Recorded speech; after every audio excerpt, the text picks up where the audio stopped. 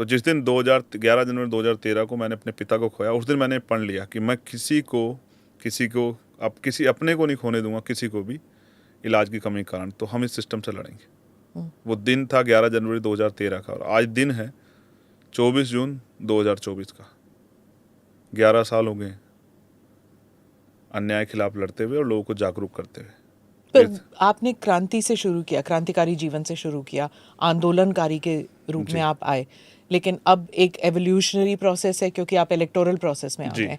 पर वो उस क्रांतिकारी जीवन के बारे में बताइए कि क्यों उससे कोई चेंज नहीं आ पाया। देखिए, चेंज के लिए पावर चाहिए, और पावर जो है इलेक्टोरल पॉलिटिक्स में, सत्ता में पावर है। तो सड़क से चेंज नहीं हो सकता। सड़क से हम जाके चिल्लाएंगे, इन्हीं से तो उम्मीद करेंगे जो पार्लियामेंट में बैठे हैं, असेंबली में, कि वो कानून बनाए। कानून तो ये बना सकते हैं ना।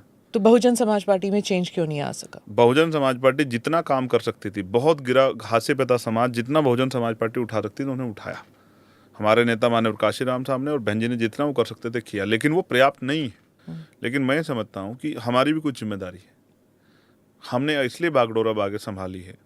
देखिए, पहले चैलेंज था कि मीडिया से लेकर सब लोग कहते थे कि भाई भीड़ तो है लेकिन वोट नहीं है। तो हमने ये भी साबित करके सिर्फ भीड़ नहीं, वोट है। और हम ये यूपी में इसका उदाहरण, 2 सीटें हम लोग लड़े।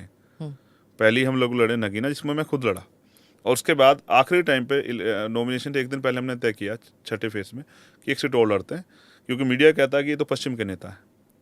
तो हम चलते हैं बिल्कुल बॉर्डर पे नेपाल के। तो हम लड़े सिद्धार्थनगर जिले की डुमरियागंज, और आपको जान के खुशी होगी कि हमने वहाँ 81,000 वोट प्राप्त किए, लगभग 8% वोट प्राप्त किया। ज्यादा वक्त नहीं था, बहुत कम समय में, और तब जब लोग मन बना चुके हैं, 1 महीना पहले, 2 महीने पहले लोग मन बना चुके हैं। और बॉर्डर के जो गांव है उनका पॉलिटिक्स अलग ही होता है।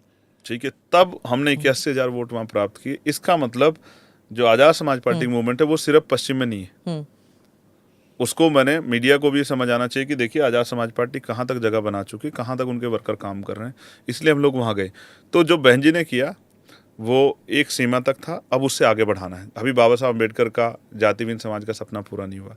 अभी लोगों को, सभी लोग तक रोटी कपड़ा मकान की व्यवस्था नहीं हुई। अभी अच्छी एजुकेशन, और एजुकेशन सिस्टम बहुत अच्छा नहीं हो गया है।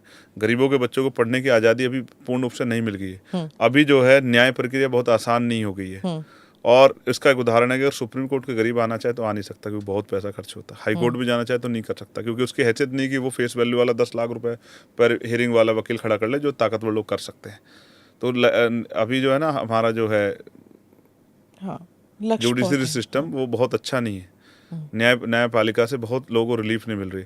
बहुत सारी ऐसी चीज़ें हैं। महिलाएं कहाँ, महिलाओं के साथ आज भी देख रहे हैं, एनसीआरबी का डाटा क्या कहता है, दिल्ली में भी निर्भया जैसे कांड हुए हैं। जिस दिन ये समाज जागरूक हो जाएगा